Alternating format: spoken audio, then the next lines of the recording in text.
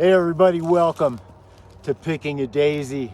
This is CaliAir, and this might be the last Daisy rifle that I show for the year. Maybe. It's a definite maybe. So I apologize for the background noise. There's all kinds of stuff going on up in the air, up in the sky. It's not a Red Ryder, I should show it like this, shouldn't I? So I always throw you off a little bit. And of course, I don't know what I'm doing with a reveal like this, because I always describe what the rifle is in the description. But in the event that you didn't see the description and the title, oh, is it a black gun? No. Well, you know, if it's in one of these silicone socks, you know it's an expensive gun, that's for sure. This, ladies and gentlemen, is the original model number 25. You knew I was going to show this. You knew I was going to pull this out. It is the gun that got me involved in the Model 25 to start with back in 1914. No. Back in 2016, actually. Quick story. As a youth, I never really played with toy guns. And then as an adult, I immediately started collecting firearms. I eventually had a sizable firearm collection and my own firing range in the backyard. Now, what happened was I sold that house. I should say we sold that house, moved to a place where we had neighbors on both sides. So I decided I'd get into pellet gun. Well, pellet guns, turns out, are a little too loud. I was having complaints with the neighbors. And the thing is I was so used to getting in that trigger time that I had quite a dilemma. Not to mention loading pellets, boy, what a pain. I mean, you know, loading firearms are somewhat of a pain, loading magazines. Loading a revolver is a joy. I don't know about loading magazines, but loading pellets, oh man. I figured, all right, I want to Pyramid Air. They have a little search mechanism. And I said, I want the quietest. What's the quietest rifle that they have? And it was the 25, the Model 25, the Daisy Model 25. It was the quietest. Not only that, I think it held, 50 rounds or something wild like that? I'm like, man. So, well, I didn't know, but I gave it a try. I bought one. I immediately bought a case of Model 25s. Then, that's what because I got so into the Model 25. Yes, I tried it. I loved it. I was hitting out at 50 yards, and it was just a joy to be able to shoot 50 straight rounds. Wow. At 50 yards? Wow. I started looking up the Daisy, started looking into the Daisy, the history of the Daisy, and that was the beginning of the journey. And I, of course, started buying old Daisy BB guns and collecting Daisy BB guns. And this is a 1914. I'm going to let you guys get up nice and close with this. Let's see if we can get the information for you. Now, this is a 1914, if I'm not mistaken. I have a more in-depth review of this, which will have the correct information.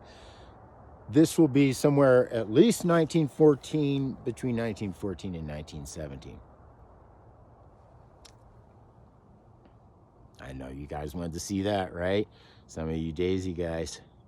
Yeah, this is in pretty dang good. Look, the sight adjuster and everything. is all intact. I did something with this because this is 1914, 1917, something like that. You don't want to shoot metal BBs out of these. It's not until like after the 30s, 1930s, that they started making the guns that you could shoot actual steel BBs out of. I was hoping and praying that the shot tube from the modern 25 would actually work in a 1914. I just happen to have a little something here. Now I'm not going to take the time. Now I would have done this beforehand, but I wanted to show something. Right. How do we load it? I think it's this one right here. There we go. 1, 2, 3, 4. I'll do this up close. I know a lot of you guys already know how to do this, but anybody doesn't know how to do it, 50 will fit in here. Now this is a shot tube from a modern Model 25, which I no longer own anymore. Bought a whole case. It's a good investment because I sold them all. Yes, the modern 25 shot tube works on this. It also works on the 1914 World War I Daisy that I have. So the shot tubes are the same. Now, let's get to planking. Now let's do our paces. 1, 2, 3, 4, 5, 6, 7, 8, 9, 10, 11, 12, 13. There we go. Let's call it 15 because you got to go walk behind the tripod here. All right, hitting that nasty old pine cone out at 15 paces with a 1914 Daisy model number 25.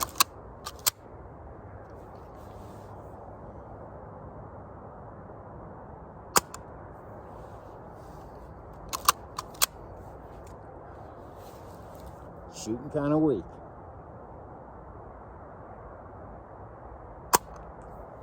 All right, I think I got a beat on it. We're lobbing even out at 15. And I don't even know if we got enough power to knock over that evil pine cone.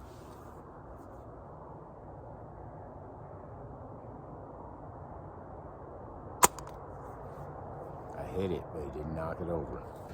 All right, let's go point blank and see if we can knock it over at point blank. Now I gotta admit, that mean old pine cone is pretty heavy. It's kind of heavy with frozen weight. It's frozen, liquid frozen in there. So sometimes you have to use this sort of force. All right, now let's try it at 1, 2, 3, 4, 5, 6, 7, 8, 9, 10 paces. Let's see how we do. Now you guys know I don't mind shooting out at 10 paces.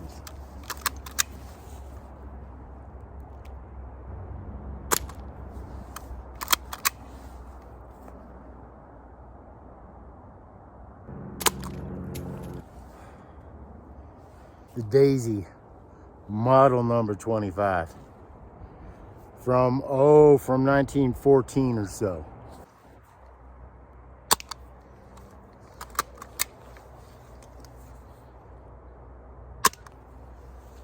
Very fun.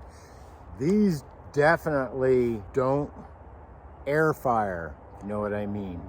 Misfire, air fire, non-fire. Yeah, these are pretty much 50 guaranteed shots. Another amazing thing about the Model 25s, the early Model 25s, you can simply take this screw out, and now you've got a breakdown. Now, the current Model 25s, you can't do that with.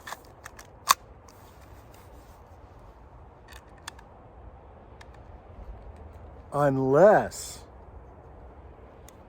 you know the secret.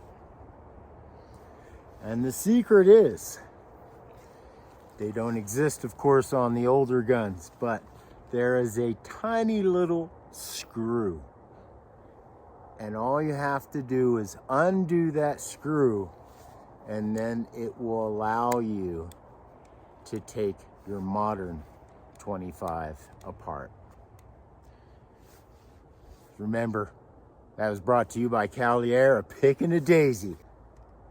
This is what got me in to the Daisy BB guns and getting hours and hours and thousands of rounds of trigger time. So if I'm even a halfway decent shooter, it would be thanks to Daisy and the Model 25.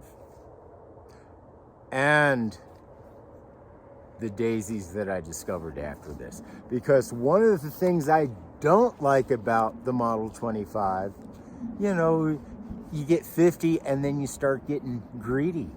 You start realizing that, well, geez, a Red Ryder holds what, 800, 1,000 rounds? So I eventually settled on the Red Ryder style, and as you guys know, essentially the modern day buck, or you know, the Christmas Dream, the Red Ryder. I've settled on those as being my go-to BB gun because of the ease of having all those BBs, somewhere between, I don't remember how many, but just hundreds of rounds can go into your basic buck or Red Ryder. That's why I got rid of all of my modern Daisy 25s. Like I said, I bought a whole case of them. Now I don't own any. I sort of wish I had at least one, but it's okay. One of these days, maybe I'll pick one up, like an anniversary issue one or something. Speaking of which, I need to up my Daisy game. There are some rifles that I simply have not gotten my hands on and I need to acquire. And in order to do that, I need to let go of a lot of the ones that I have. Maybe not this one.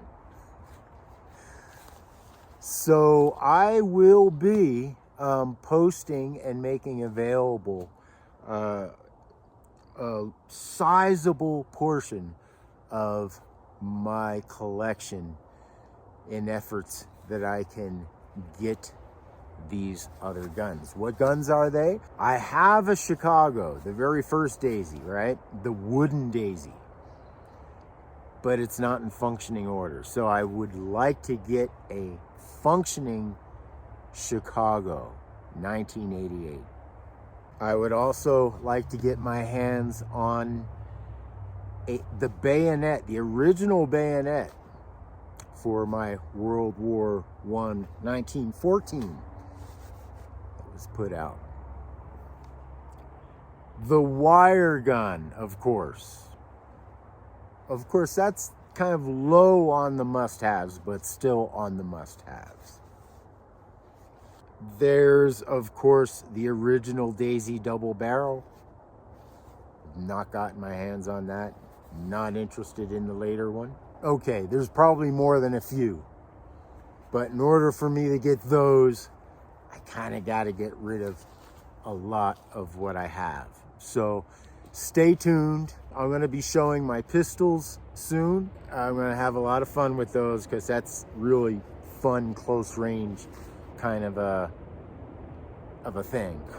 And then I'm going to come back and start showing the rifles that I have, a lot of them from the early 1900s. Pretty much all of them are pre-1940, I'd say. That's right. Yeah, I got rid of anything after 1940, except for a small handful. So, that's going to be coming up. I want to take this time to thank you guys. I don't know if I've ever done this, and I always think about it, and that is thank you guys for subscribing. Thank you for commenting and liking. Man, you guys and gals are the ones that are making this happen.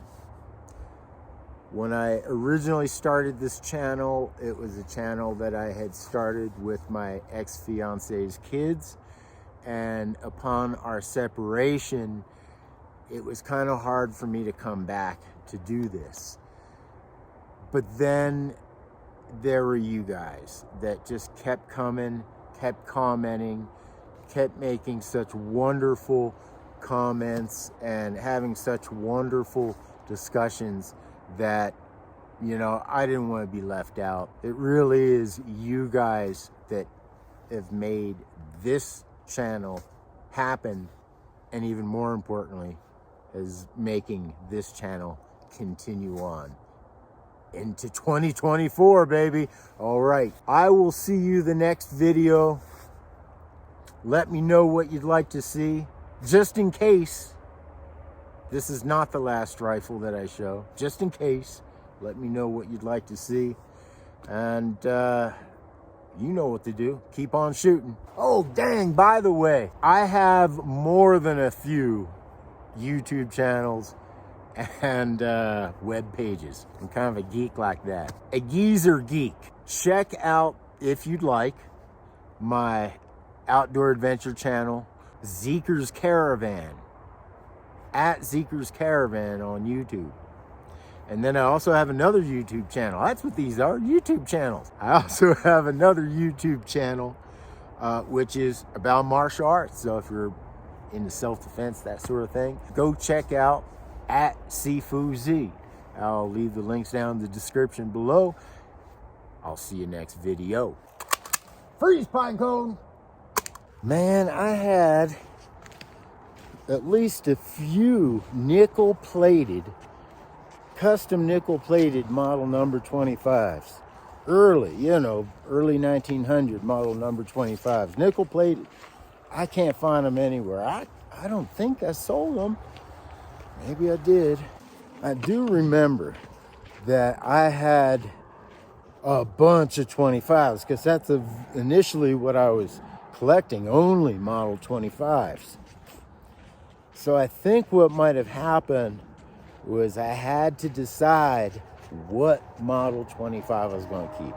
So I think that's what happened. I think I decided to keep a couple 1914 to 1917 model 25s. That's what I think happened. Which means I could sell one of my early model number 25s.